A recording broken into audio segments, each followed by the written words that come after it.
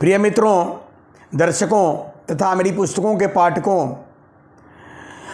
भारतीय संविधान में अब तक 105 संविधान संशोधन हो चुके हैं और मैं यहाँ 104 नंबर का जो संविधान संशोधन है उसकी चर्चा करना चाहता हूँ। 104वां संविधान संशोधन अधिनियम एक तरफ आंग्ल भारतीय समुदाय का जो लोकसभा और विधानसभाओं में जो मनोनयन था उसको समाप्त करता है, तो दूसरे तरफ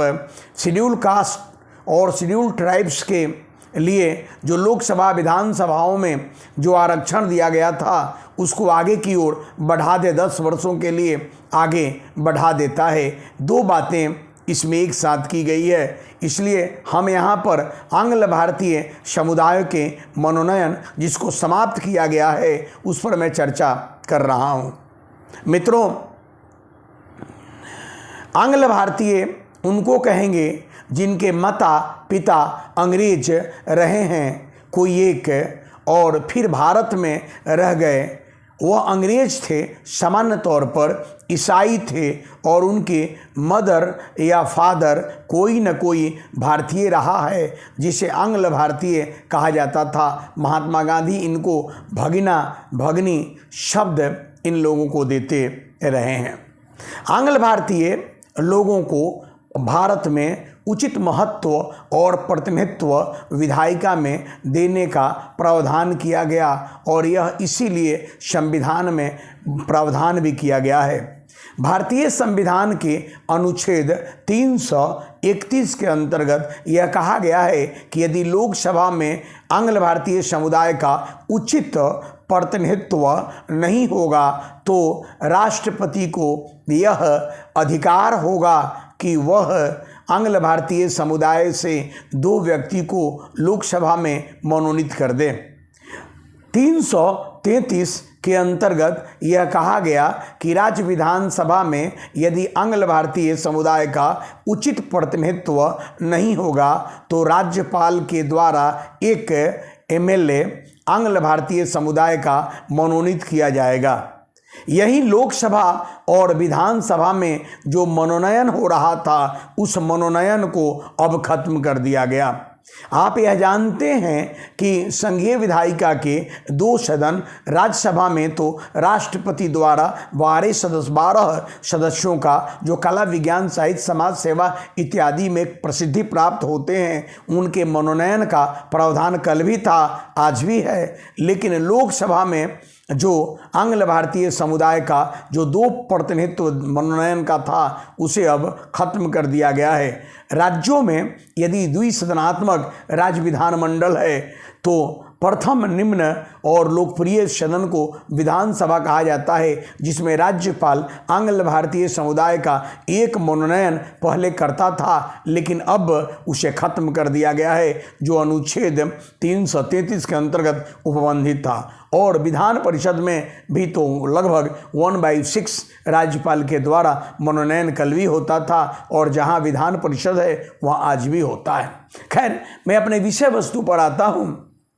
मैं बता रहा था कि आंग्ल भारतीय समुदाय का जो मनोनयन हो रहा था लोकसभा और विधानसभाओं में उसे खत्म कर दिया गया और ख़त्म करने यानी समाप्त करने का कारण यह बताया गया कि 300 से कम तत्कालीन मंत्री रविशंकर प्रसाद ने कहा कि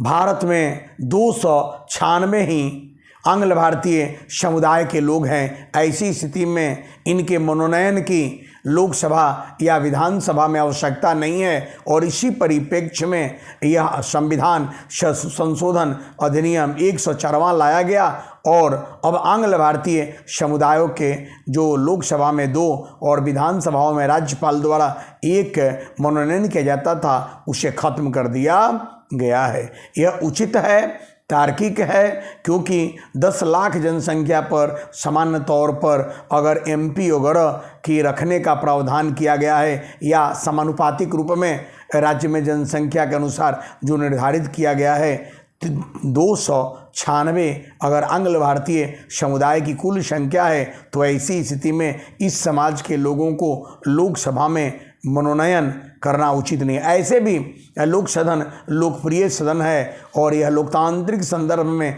मनोनयन लोकसभा में उचित प्रतीत नहीं हो रहा था या विधानसभा में भी उचित प्रतिनिधित्व नहीं हो रहा था, तो हटाना आवश्यक था और ऐसे भी इसे हटा दिया